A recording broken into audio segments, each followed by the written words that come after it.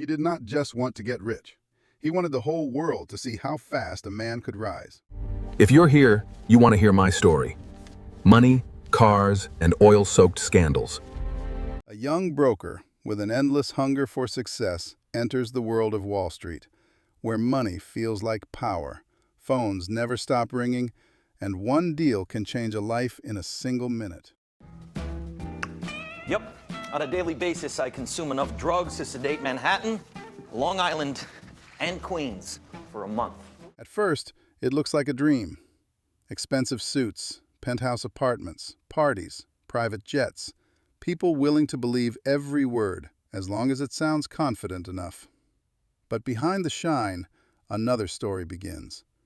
A story of addiction to money, attention, risk, and the image. Okay, Mr. Jordan. I take Quaaludes 10 to 15 times a day for my back pain, Adderall to stay focused, Xanax to take the edge off, pot to mellow me out, cocaine to wake me back up again, and morphine, well, Of success. The higher he climbs, the more the lines begin to disappear. Between ambition and fraud, between freedom and self-destruction, between the man himself and the legend he created. of all the drugs under God's blue heaven, there is one that is my absolute and I'm not talking about this. I'm talking about this. In this film, we follow the rise and fall of Jordan Belfort, from ambition and explosive success to investigation, collapse, trial, and consequences that cannot be erased. This is not a story about how beautiful life can look. This is a story about the price you pay when you start believing the rules no longer apply.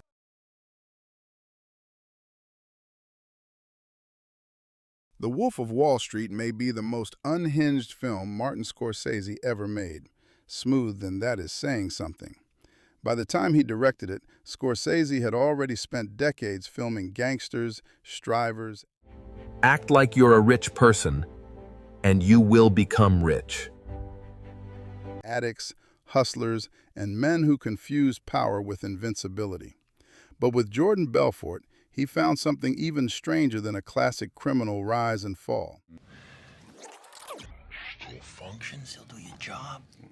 He found a man who turned greed into performance, fraud into theater, and self-destruction into Carefully. Who is it? And the money, then I'm listening. branding. The film gave us everything modern audiences love to stare at: yachts, private jets, penthouses, luxury watches, mountains of cash, designer suits, intoxicating women, and a sales floor that looked less like an office and more like an arena built for appetite. Leonardo DiCaprio made Belfort magnetic. Margot Robbie made the world around him look impossible to resist. But here is the first hook. The real story is not simply the movie, but with a few extra facts. For your viewing, dear ones. Some moments were exaggerated, some were compressed, some of the craziest scenes were true. And some of the most unbelievable things never made it into the film at all. This is not a basic retelling of Scorsese's plot. This is the anatomy of the real machine, the childhood that shaped Belfort, the 1980s financial culture that rewarded men like him, the penny stock ecosystem that made him rich, the manipulation model that turned Stratton Oakmont into a factory of dreams and losses, and the federal investigation that slowly cornered him.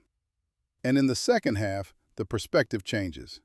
Because Jordan Belfort's greatest enemy was not a rival broker, not a journalist, and not a betrayed employee. It was FBI agent Gregory Coleman, a financial investigator who did not chase him with action movie heroics. He hunted him with patience, spreadsheets, shell company trails, and one deadly principle: follow the money. We are going to answer the questions the movie leaves hanging. How exactly did Belfort make millions from low-priced stocks? Why did so many people trust him?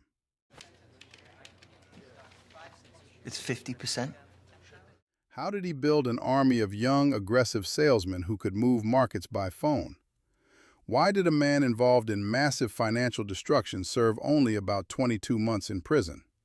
And why does the legend of the Wolf of Wall Street often look larger than the actual man behind it? Because Jordan Belfort did not just sell stock, he sold fantasy. Later, after prison, he sold himself the same way, his greatest trade of all.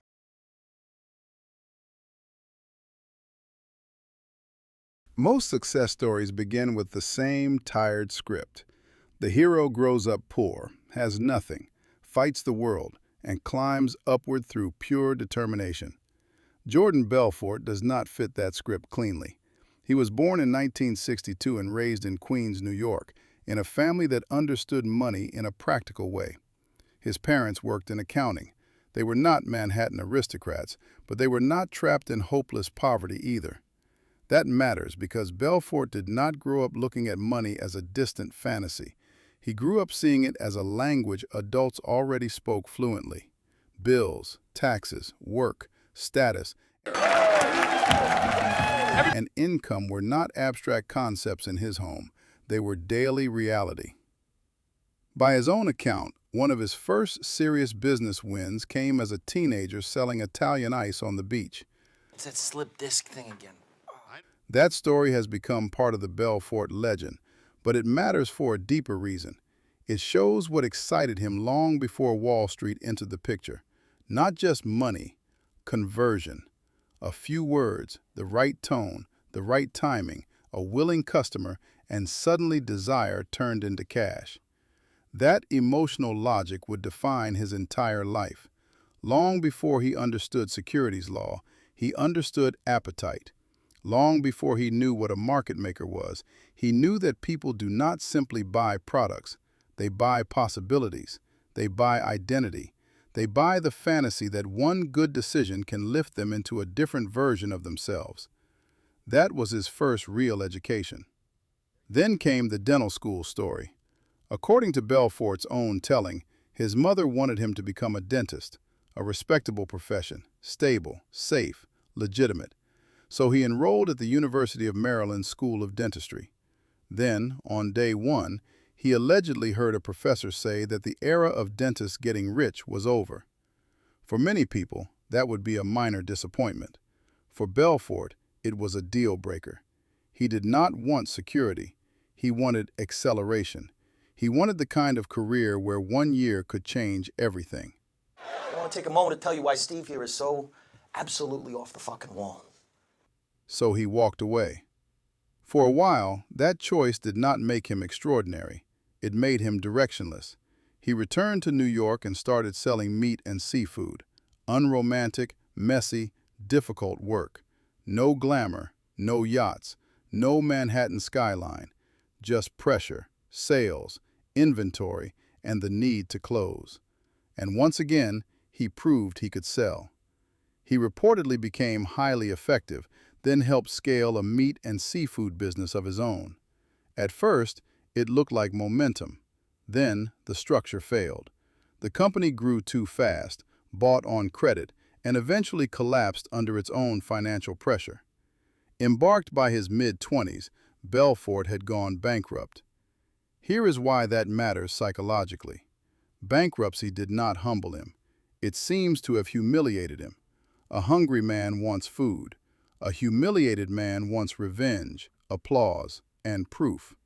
Proof that he can come back richer, louder, more visible than before. Ice or fucking die!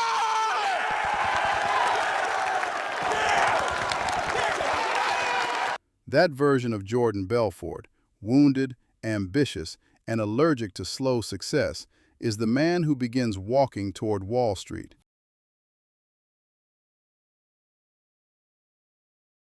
Stratton Oakmont did not begin as a polished empire.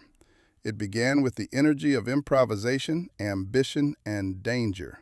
Cheap office space, folding desks, young brokers in bad suits trying to speak like kings. The kind of place that looked temporary until the money started arriving and everyone stopped caring how it looked. Swallow crucial truths in this story. Fraud rarely announces itself as fraud to the people inside it, especially not at the beginning. At the beginning, it feels like momentum. It feels like talent finally being rewarded. It feels like the world opening for the bold. Burley had the central gift required to turn a room into an engine. He could make aggression feel like vision. He could make greed sound like destiny. In a traditional corporation, that kind of personality can be disruptive. In a place like Stratton, it can become doctrine. He recruited brokers who were coachable, insecure, and hungry enough to accept the new identity. They did not need deep financial literacy. In some ways, that would have been a disadvantage. They needed stamina, obedience, and the ability to absorb a script until it sounded like conviction. Belfort was not assembling analysts. He was manufacturing believers. The office culture became famous for its noise, its chest-thumping theatrics, its relentless pressure, and its moral insulation. You were not there to think about the retiree on the other end of the line. You were there to close, to overcome resistance, to stay on script, to project total confidence into a stranger's living room and make him feel stupid for saying no. That is what the script really was, not a set of words, but an instrument of emotional control. Apps asks what the company does. You answer before uncertainty forms. A prospect says he needs time. You turn time into weakness. A prospect hesitates. You make hesitation feel expensive. The conversation is never allowed to breathe. Every silence belongs to the broker or it becomes danger. The genius of the operation was not subtlety. It was force. Belfort understood that most people do not make financial decisions under perfect conditions. They make them while distracted, while flattered, while slightly ashamed of seeming cautious, while hoping the confident man on the phone has already seen the future more clearly than they have. In this world, certainty itself became the product. Compartments with its identity hardened. Morning meetings could feel like pep rallies with a predatory edge. Success stories were amplified. Losses were buried. The men who made the most money became living proof that the system worked, and that proof was more persuasive than any ethical concern. A young broker watching another young broker get rich does not think about victims. He thinks about belonging. Combined. That is how organizations become cults without ever using the word. You flatter the recruit. You initiate him through pressure. You isolate him inside a language the outside world does not fully understand. You attach money to loyalty. You turn the leader into an object lesson in what surrender to the system can buy. By then, Belfort was no longer just selling stock. He was selling identity back to his employees. Here is who you are. Here is what winning sounds like. Here is what weak men tell themselves when they cannot close. Every empire has a founding lie. Stratton's was simple. We are not cheating people. We are outworking timid people. The problem, of course, was that the product underneath the theater often did not justify the performance. And once that gap gets wide enough, fraud is no longer an accident. It is policy. To understand why Stratton Oakmont became so dangerous, you have to understand the mechanics behind the adrenaline. The classic pattern associated with firms like this was not mysterious. Acquire or control large positions in thinly traded, low-priced stocks. Use armies of aggressive brokers to sell those stocks hard to outside investors. Drive demand. Push the price up. Then unload into the very market excitement the firm helped create. The public receives the story, the insiders receive the spread. It sounds crude when explained calmly. It felt different on the phone. On the phone, the stock was not garbage. It was opportunity. It was early access. It was the chance to get in before the institutions. It was exactly the kind of sentence that reaches people who are not trying to become millionaires overnight, but are terrified of being left behind by those who do. That fear is where the fraud found oxygen. The victims in stories like this are often hard to dramatize because they are scattered, private, ordinary. They are not on magazine covers. They are in kitchens, in offices, in quiet suburban homes. They are people who took a call, heard confidence, sensed possibility, and believed that financial success might finally be opening its door a few inches.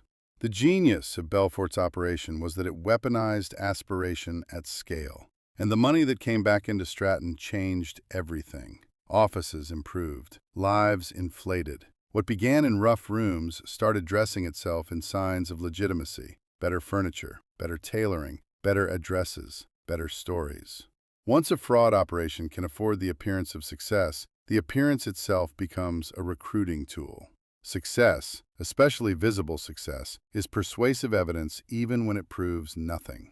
Belfort's personal life expanded alongside the firm's myth. Wealth arrived not as comfort, but as spectacle.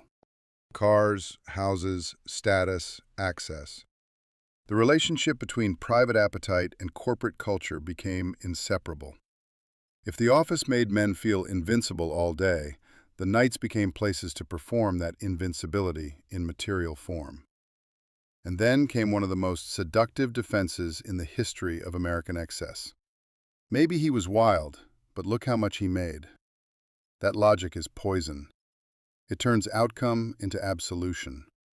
It treats wealth as retroactive proof of merit. It is one reason the Belfort story still has power. Even now, many people do not respond first to the fraud. They respond to the velocity, to the force of the life, to the vulgar energy of somebody who seems to have refused every ordinary limit. But crimes committed in tailored suits are still crimes. And there were moments when the operation seemed eager to borrow the costume of legitimacy. Among the most famous examples was the Steve Madden story, which tied Stratton Oakmont to a company that would become a recognizable consumer brand. It mattered because it allowed Belfort's world to brush against something that looked real to the public. A manipulated or strategically promoted financial ecosystem feels less suspicious when it can point to a name people know. That is how dangerous systems protect themselves. They do not stay underground. They learn to decorate the surface. By now, Jordan Belfort was rich enough to believe he had cracked the code. Not simply the code of Wall Street, but the code of America itself. Talk bigger, move faster, never admit weakness. Wear the wind so loudly that it drowns out the question of how you got it. The problem with building a life around escalation is that escalation eventually becomes mandatory. And the higher he climbed, the more chemical, sexual, financial, and psychological excess began to fuse into one single atmosphere. It looked like pleasure. It was becoming poison. By the time Jordan Belfort reached the height of his notoriety, money was no longer just moving through his life. It was decorating it, insulating it, distorting it. Wealth at that level does not simply buy comfort. It alters proportion. It changes how risk feels. It makes absurd behavior look survivable right up until the moment it isn't. The public mythology of Belfort is saturated with excess. Mansions, helicopters, super yachts, sex workers, office spectacles, pharmaceuticals, and a kind of manic luxury so exaggerated that it no longer reads as taste, it reads as compulsion. Some of the most famous details were popularized through Belfort's memoirs and later dramatized for film, which means the exact edges of certain stories blur. But the larger truth is not in serious dispute. This was an empire whose culture glorified appetite, and appetite, once celebrated as identity, becomes difficult to control. Quaaludes have become almost inseparable from the wolf legend, partly because Belfort himself made them central to his retellings. In those accounts, drugs are not a footnote, they are an operating system. Sedation and acceleration, confidence and collapse, euphoria and blackout. Whether every scene later made famous happened precisely as remembered is less important than the pattern they reveal. Substance abuse was not separate from the business culture. It was woven into the same belief that more was always better and that consequences were for slower people. Meanwhile, the company had to keep feeding the machine. More brokers, more calls, more pressure, more visible proof that the dream was working. The culture of Stratton Oakmont depended on the constant renewal of intensity. If people slowed down long enough to think, the spell could weaken. So the performance escalated. The office became theater, public rewards, public humiliation, hyper-masculine ritual, an atmosphere where ethics sounded timid and caution sounded pathetic.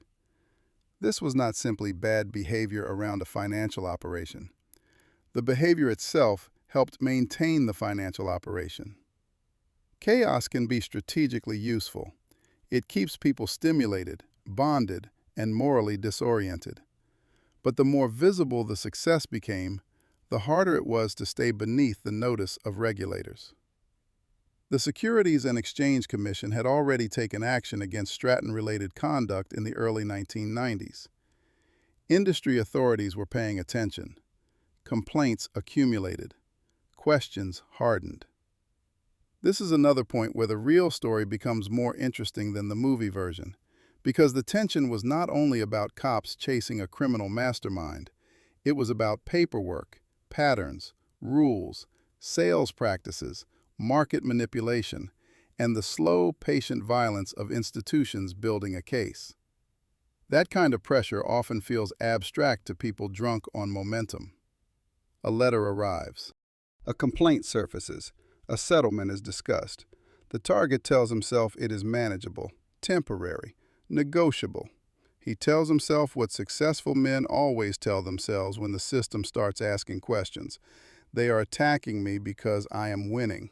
That belief can sustain a person for a long time. It can also blind him. Behind the spectacle, the government was not interested in the legend. It was interested in the mechanics. Who controlled what stock? Who sold it? Who profited? Where the money moved? Which names appeared where? Which lies were repeated often enough to become procedure? And once the focus shifts from personality to paper trail, even charisma starts to lose altitude. Still, Belfort did what he had always done when threatened. He tried to stay ahead of the emotional reality, project confidence, keep the room loud, keep the image expensive, keep fear moving outward instead of inward. But by then, the story had entered a new phase. The wolf had been seen. When investigators, regulators, and industry authorities start circling the same name, the atmosphere inside a firm changes before the public sees it. The telephones still ring, the speeches still happen. The bonuses still get waved around as proof of invincibility. But beneath the surface, people begin to feel the temperature drop. For Jordan Belfort, the danger was no longer theoretical. Stratton Oakmont had drawn scrutiny from multiple directions. The SEC had already pursued civil action. The National Association of Securities Dealers moved against the firm. Complaints and regulatory pressure were no longer random irritants. They were signs that the walls were beginning to coordinate. And yet, what is most striking about this phase is how long confidence can survive inside a decaying system. Belfort had spent years training people to overpower doubt. That skill now turned inward. If he could talk investors into belief, perhaps he could talk himself into permanence. Wealth helps with that illusion. So does status. So does the insulating effect of luxury, where bad news arrives filtered through lawyers, accountants, assistants, and men who still want your approval. There was also the offshore dimension. Reports and court records tied Belfort's world to hidden money routes and Swiss banking channels designed to move or conceal proceeds. The moment money starts traveling in shadows, the story changes. It is no longer only about a questionable sales culture. It is about intent. It is about what people do when they know the daylight is no longer safe. The irony is that every extra layer of protection creates its own evidence. Offshore structures, couriers, secretive transfers, coded conversations, all of it may feel sophisticated in the moment, but it also leaves shape, a map, a pattern. Federal investigations do not need your legend, they need your trail. Gregory Coleman, the FBI agent most associated with the Belfort case, represented the perfect enemy for a man like Jordan Belfort. Not louder, not flashier, just steadier, a bureaucratic predator. The kind of investigator who can tolerate boredom, repetition, and slow accumulation. Belfort's world ran on speed, Coleman's ran on patience. That clash was always going to end badly for the man who believed velocity could outrun structure. Meanwhile, the personal life that had once seemed to confirm Belfort's power began to show visible fractures. Wealth can amplify affection for a while. It can also intensify fear, dependency, distance, and humiliation. The home becomes another theater of excess. The marriage becomes another unstable asset. The man who dominates rooms for a living often discovers that domination does not translate into peace. One of the most enduring images from this era is the yacht named Nadine, which later sank off the coast of Sardinia during a storm. Unlike some of the more embellished stories around Belfort, the sinking itself was widely reported. It has survived because it feels too perfect as symbolism. A floating monument to wealth, risk, and hubris, swallowed by the sea. That image matters because by then his whole life was beginning to resemble it. A vessel built to display invulnerability, beautiful at a distance, catastrophic under pressure. Inside the company, the old rituals of loyalty became harder to maintain. Fear changes group psychology. Men who once celebrated each other start calculating exposure. Partners become liabilities. Employees become potential witnesses. Jokes curdle. The same hunger that built the organization begins to atomize it. A culture founded on self-interest can perform brotherhood in the boom years. It cannot manufacture trust when prison enters the room. And prison was now in the room, even if nobody wanted to say the word out loud. The legend was still speaking in a confident voice.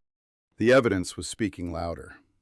The fall of a fraud empire is rarely one cinematic moment. It is usually a compression of many pressures finally becoming impossible to deny. Regulatory action, civil suits, industry bans, criminal investigation, broken alliances, exhausted lies. For a while, the leader tells himself the system is only probing. Then suddenly the system is inside the house. By the late 1990s, Belfort's room to maneuver had narrowed dramatically. Stratton Oakmont had been expelled from the securities industry. The government's criminal case was no longer a distant threat. It was advancing with names, transactions, cooperating witnesses, and a structure. The world Belfort built on command and performance now had to answer to a world built on procedure and leverage. In 1998, he was indicted. In 1999, he pleaded guilty to securities fraud and money laundering charges. Those are the historical anchors beneath all the mythology. Whatever stories later became inflated, stylized, or memed into pop culture, those facts remained. He had crossed from swagger into conviction. Then came the hardest moral turn in the whole story: cooperation. Like many defendants facing overwhelming exposure, Belfort agreed to assist the government. In practical terms, that meant information, names, systems, testimony. The shift is psychologically devastating because it reveals what loyalty was really worth inside the machine. In an empire built on pressure, people often discover too late that solidarity was conditional. Money binds hard. Fear cuts faster. This is one of the reasons the Belfort saga still fascinates beyond the sensational details. It contains a very old drama under modern conditions. The man who built his power by reading desire now had to read weakness. His own, his partners, the government's, the jury's, the future's. A salesman is still negotiating when he pleads. He is just negotiating with gravity. In 2003, Belfort was sentenced to 4 years in federal prison and ordered to pay restitution that would eventually total more than $100 million to victims. He served roughly 22 months. To some observers, the sentence looked substantial. To others, it looked like proof that white-collar crime, even at serious scale, often ends with less brutal punishment than the social damage might suggest. And yet, punishment is not measured only in years. There is also the collapse of myth at close range, the silence after noise, the humiliation of being processed, the reduction of a man who once moved millions with his mouth into a body inside a system that does not care how persuasive he thinks he is. For some people, prison is the first environment in years where status no longer obeys money.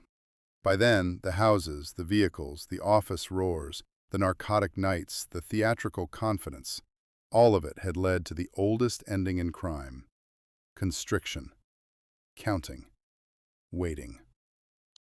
Reflection, if reflection comes at all. The public often prefers to imagine men like Belfort as either monsters or anti-heroes. The real picture is more disturbing. He was a highly intelligent opportunist, operating inside a culture that gave him too many reasons to believe excess was evidence of greatness. He made choices. Many of them were criminal. But those choices also found a market. Employees followed him. Investors trusted him. Audiences later applauded him. That does not distribute his guilt. It does reveal the ecosystem that helped make him legible. Prison should have been the final chapter. In a normal moral universe, it might have been. For Jordan Belfort, it became material. One of the strangest aspects of the Jordan Belfort story is that prison did not end his narrative power. It changed the medium. According to Belfort's own later account, one of the key figures in prison was the comedian Tommy Chong, who encouraged him to write.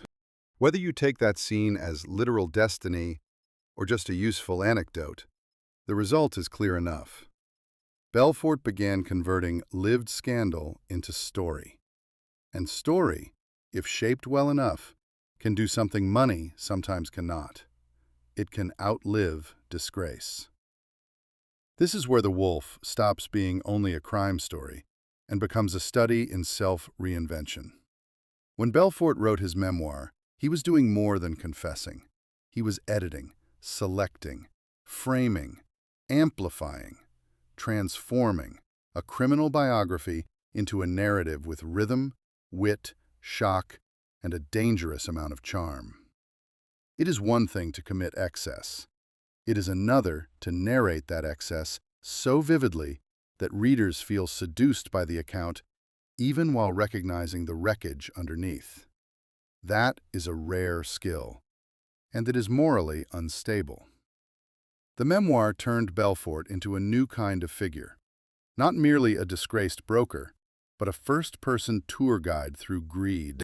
The publication expanded his audience beyond victims, lawyers, and journalists.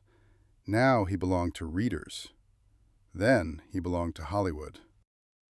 Martin Scorsese and Leonardo DiCaprio did not create the Belfort myth from nothing, but their film detonated it into global culture.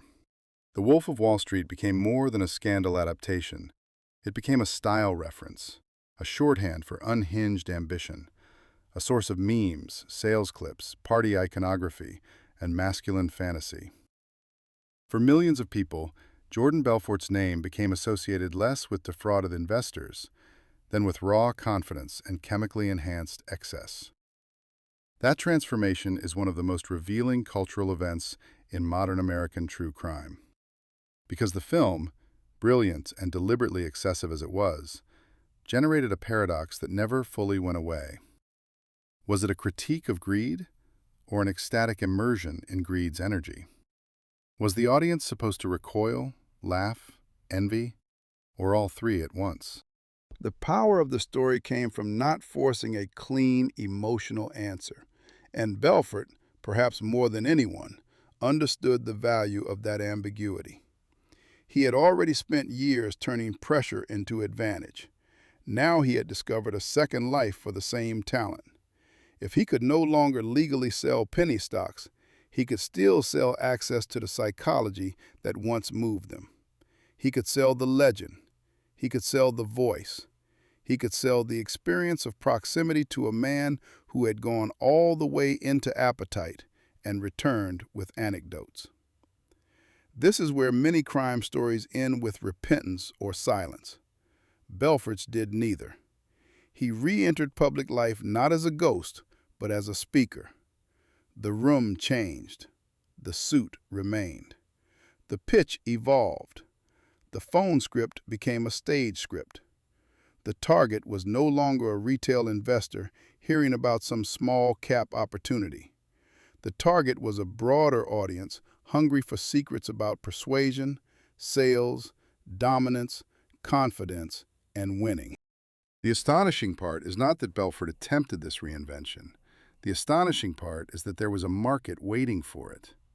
A convicted stock fraudster had become an authority on influence, and people bought tickets. In the years after prison, Jordan Belfort became something both familiar and deeply unsettling in American culture.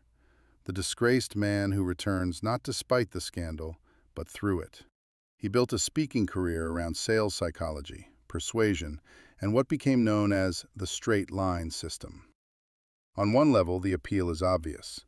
Belfort is a compelling communicator.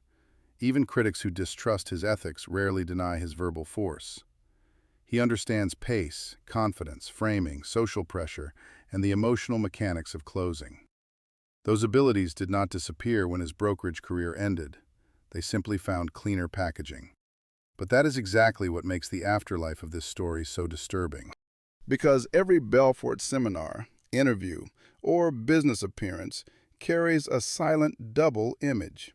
On stage, the polished survivor, older, sharper, explaining human influence to paying audiences. Beneath the stage, the historical record of investors manipulated, a firm expelled, guilty pleas entered, restitution ordered. The same society that claims to despise fraud can also become fascinated by the fraudster's confidence, especially once the danger is translated into motivational language. This is not unique to Belfort. It is a pattern in celebrity culture, business culture, and digital culture. We are repeatedly drawn to people who seem to have hacked reality, even when the hack was corrosive. The line between admiration and moral surrender can be very thin when charisma is involved.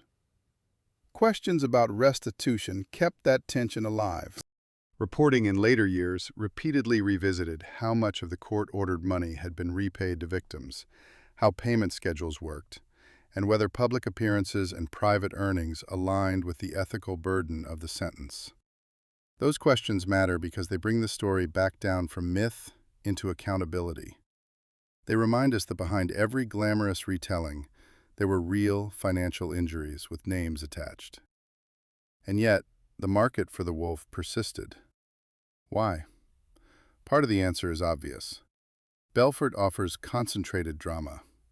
He represents the fantasy of total confidence in a world full of anxious people. He sounds like a man who never needed permission. He radiates the kind of certainty many people wish they could borrow for a job interview, a boardroom, a negotiation, a life decision.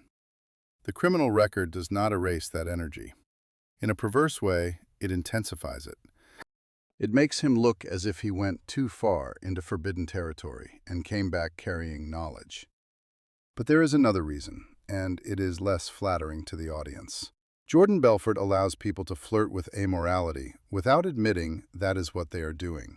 They can say they are interested in sales, in mindset, in communication, in resilience, in reinvention, and perhaps they are. But underneath that legitimate curiosity often sits something more primitive, a fascination with force. The desire to see what life looks like when shame is removed from ambition. That is why the wolf still circulates. Not because the facts are unresolved, many of them are settled. Not because the moral lesson is unclear, it is not. But because the emotional lesson remains dangerously attractive. Confidence works, spectacle works, performance works. Even after collapse, they still work.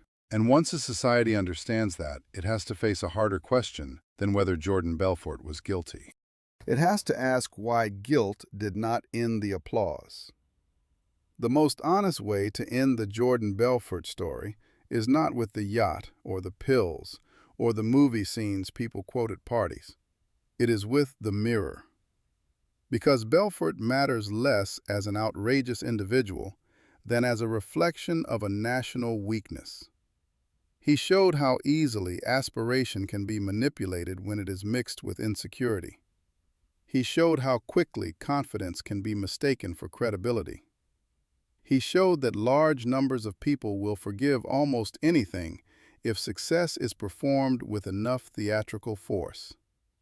That is not a Wall Street problem alone. That is a cultural problem. The office of Stratton Oakmont was an extreme environment, but the underlying logic was not exotic. Sell the dream, control the room, punish hesitation, convert image into trust, trust into money, money into status, status into insulation, insulation into myth. That sequence appears in finance, politics, media, technology, influencer culture, and any domain where appearance can temporarily outrun scrutiny. Belfort's story also survives because it contains a deep American irony. The country loves redemption narratives, but it often confuses reinvention with repair. Reinvention is cosmetic unless it is tied to moral cost. It is possible to become fascinating after disgrace. It is even possible to become useful. But fascination is not absolution. Market demand is not innocence. A speaking fee is not restitution. Celebrity is not a verdict. And yet, those distinctions blur all the time. Perhaps that is why the wolf still prowls. Not in a brokerage office full of penny stocks, but in the imagination. He survives as an icon of appetite, a warning mistaken for a blueprint, a caricature that keeps leaking into self-help, hustle culture, and business folklore. Young salesmen quote him. Audiences laugh at him. Critics condemn him. Producers remake him. The machinery of attention keeps discovering new ways to profit from the old story. That may be the final twist in the case. Jordan Belfort's greatest product was never a stock. It was the feeling. The feeling that ordinary limits are for ordinary people. The feeling that audacity can outrun consequence. The feeling that if you sound certain enough, reality itself may hesitate. That feeling made him rich. It made him infamous. And long after the brokerage was gone, it kept him culturally alive. But history becomes dangerous when style erases victims. Behind the myth were people who trusted a voice and paid for it. Behind the comedy were crimes the courts treated as real. Behind the redemption arc were unresolved debates about debt, obligation, and what justice means when a fraudster remains more famous than those he harmed. So the real question is not whether Jordan Belfort was a wolf. The real question is why so many people still admire teeth. In the end, the story is not about a man who broke Wall Street. It is about a man who understood the emotional architecture of greed and learned how to live inside it. For a while, he made that architecture look glamorous. Then the state reduced it to charges and numbers. Then culture built it back into entertainment. That cycle, temptation, damage, punishment, resurrection, is the reason this story still feels alive. Not because it is unbelievable, because it is believable in ways we would rather not admit.